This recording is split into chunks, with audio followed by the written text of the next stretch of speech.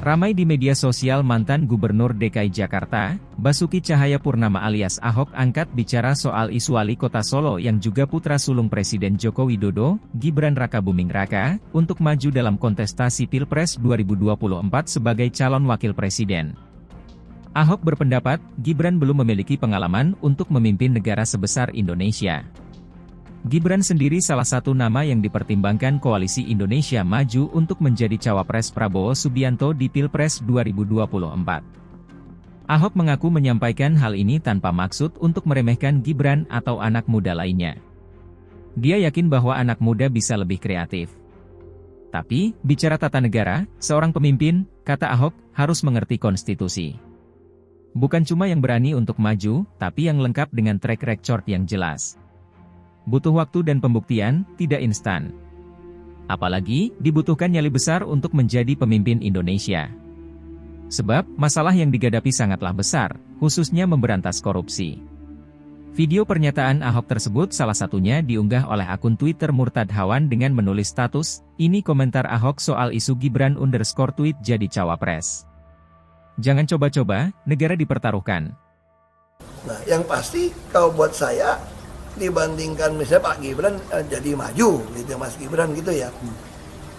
Ya saya pilih Ganjar sama Mahfud lah, karena lebih teruji kan. Anda jadi wali kota baru 2 tahun 3 tahun kan belum teruji. Ini urus negara loh, mau jadi presiden loh. Kalau Anda belum lengkap, belum pernah di legislatif, belum nasional ya maksudnya DPR, kan DPR kan belum ngerti nih pemerintahan seperti apa. Anda belum pernah di eksekutif yang tingkat provinsi, Anda nggak ngerti jadi presiden nanti. Ini bukan soal belajar-belajar coba-coba loh. Ini negara dipertaruhkan untuk 2045. Ini negara sebentar lagi 300 juta penduduk kita. Mana boleh kita kasih orang coba-coba. Saya tidak meremehkan anak muda ya. Anak muda bisa lebih kreatif gitu ya. Tapi bicara tata negara, harus mengerti konstitusi.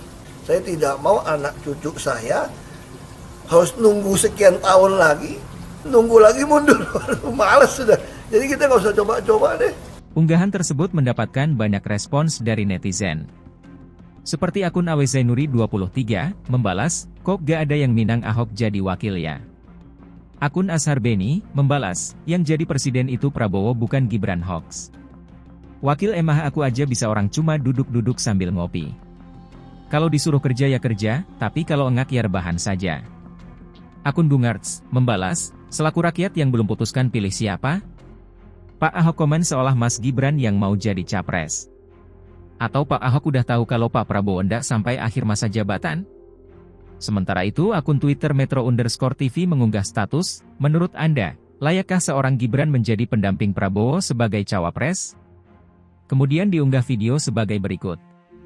Ada dua dampak. Yang pertama tuh terhadap MK-nya sendiri, yang menurut saya legitimasinya akan semakin turun karena jadi mengkonfirmasi bahwa ternyata ada kaitan antara memang benturan kepentingannya nyata gitu ya antara ketua MK dengan satu-satunya orang di bawah usia 40 yang namanya beredar yaitu Gibran.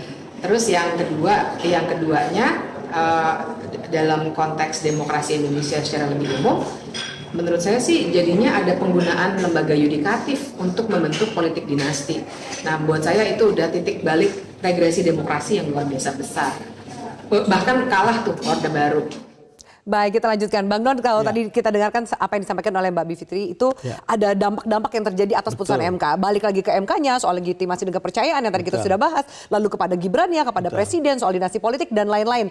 Tapi ini semua akan berubah jika ternyata buih-buih politik itu tidak terjadi. Gibran nggak kemana-mana gitu Bang Don. Saya selalu, sampai sekarang, saya selalu yakin bahwa Gibran tidak akan kemana-mana. Gibran juga tidak akan menjadi cawapresnya Prabowo. Apalagi misalnya sekarang sudah kencang kepastian bahwa Ganjar akan berpasangan dengan Mahfud MD. Sekarang Pak Prabowo akan berpikir pasangan mana yang layak untuk bisa compete dengan pasangan ini gitu. Kalau Anies dan Caimin kan sudah jelas kekuatannya di mana, lalu kemudian Ganjar dan Mahfud seperti apa, lalu kemudian pasti Pak Prabowo apakah betul orang seperti Gibran layak dan compete untuk kedua calon lawan ini gitu. Nggak kebayang misalnya ketika berdebat dan seterusnya. Halo, selamat berjumpa dengan saya Anika, pembaca berita podcastnews.id. Saksikan terus konten-konten menarik dari kami. Jangan lupa subscribe, like, dan komen. Terima kasih.